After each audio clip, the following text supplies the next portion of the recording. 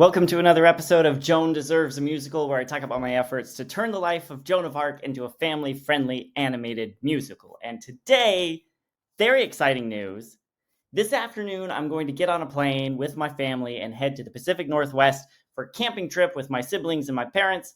And as luck would have it, there's a day there where I'm going to be able to meet up with my songwriter, Amanda, in person, and we're going to have a whole day to just workshop this thing we've built. The songs are all written, the script is all done, and we're just going to fine tune it. And I'm really excited for this. I think in-person collaboration is really powerful, and that's not a thing we've got to do yet.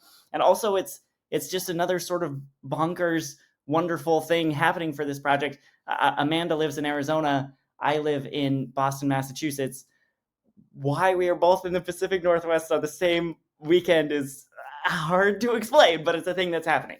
But in my efforts to get everything as tight as possible before we meet and go through it and tear it apart and send me what I hope will be my next path of revisions, I wanted to share with you a deleted scene. And actually, it's not deleted yet. I'm going to delete it while you're here with me. It is the opening scene. It is the very first page of this thing I've written. And I think it's got some issues. Here, let me just read it to you. Exterior, somewhere in the clouds, present, day. A bustling place full of activity. In one area, the souls of the recently dead are arriving from Earth, looking startled to suddenly find themselves here and wondering where exactly here is. In another area, the souls of unborn babies are departing for Earth, some looking eager, others looking apprehensive. In both areas, saints are quickly walking from one group to another with all the confident efficiency of flight attendants, orienting the newly deceased or prepping the soon-to-be born. After getting a quick glimpse of our surroundings, we settle in with a group of unborns who are being shepherded around by two saints, Catherine and Margaret. When's it going to be our turn to go down? Soon, but not quite yet. But we've been waiting to go down forever, literally forever. What are you looking most forward to? I want to see what pain feels like. I'm so excited to get sick. You know how when we play games up here, everybody always wins? I hear down there you get to lose sometimes. I'm going to lose so hard. I'm going to be disappointed by some stuff, and then I'm going to find out what it's like to get sad. And angry. Yeah. I don't know. I've been looking down there, and I think people are sad and angry most of the time. That's because they practice so much. Yeah, you really got to work up to that kind of endurance. It seems to come so naturally to them. I worry that there isn't any joy down there at all. Let's head over to the chalkboard. I want to tell you a story.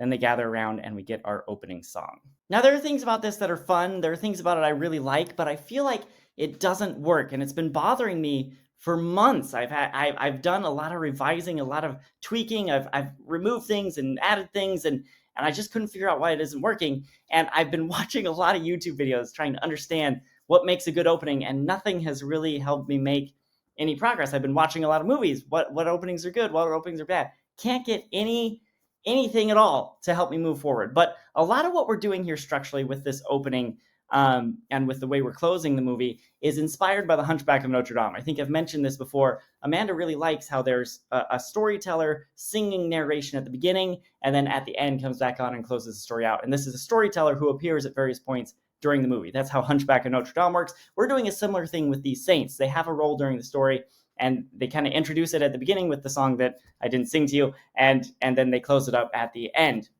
And something that's very interesting, I finally figured out an important difference between the Hunchback of Notre Dame and what we're doing here is what the children are doing. My children, as you saw, are saying things that are hopefully clever or interesting or funny or something, maybe trying too hard to be clever. I don't know.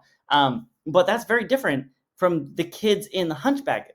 Clopin, I think his name is singing. He's telling this story to the kids, but the kids are silent. They never say a thing. They're just there. They're looking. They're engaged. We know that they are the audience he is speaking to, but they never say a thing. And something that's actually even more interesting than that is there are opportunities where they could, but instead, this happens. Because you know, they do not ring all by themselves. They don't? No, you silly boy. We could very reasonably have a kid asking a question here, but instead, Clopin pulls out a puppet to ask the questions. Why? Why would the storytellers do that? I've wondered this. I think it's an interesting choice.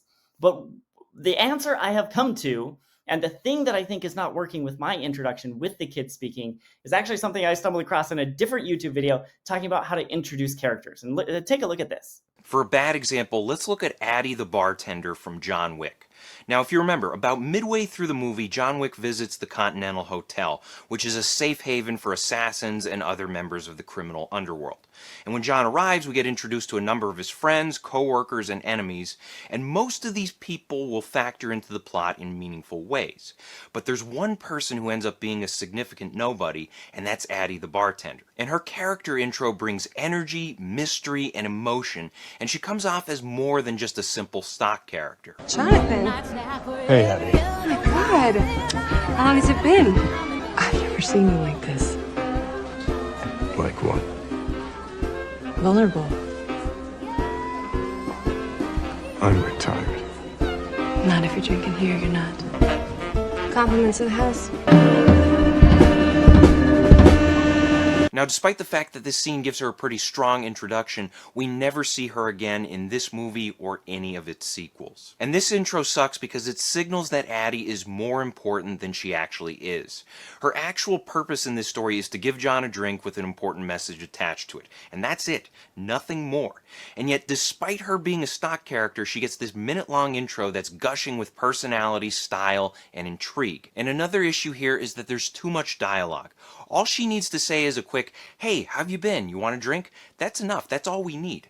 Them catching up, them having a back and forth, that only hints that there's going to be more to her as a character. Now, I've never seen John Wick. I don't know a thing about it, but I think this is a very important lesson. That bartender is interesting. She's engaging. We want to know more about her, and then we never see her again. That's the problem with these unborn children. They're interesting. They're saying interesting things. They have a clearly wrong view of what it's like to experience life on Earth, and we never circle back to that. We never hear from them again, and that's the problem. So the solution here is highlight, highlight, highlight, highlight, highlight, highlight, highlight, and delete. Now I'm going to have to write a new opening to make everything fit to lead into the song, but it's going to be much, much shorter, and the kids are not going to say a word. So now you've seen a deleted scene. You helped me delete it. Thanks for your help. That's another $1 million saved for the production company if they pick this up someday. And when next I speak to you, I will be on the other side of this creative meeting with Amanda, and I'll probably have lots of exciting things to report. But I will be camping for a couple weeks, so don't expect to hear from me anytime soon. But I look forward to talking to you again when I get back.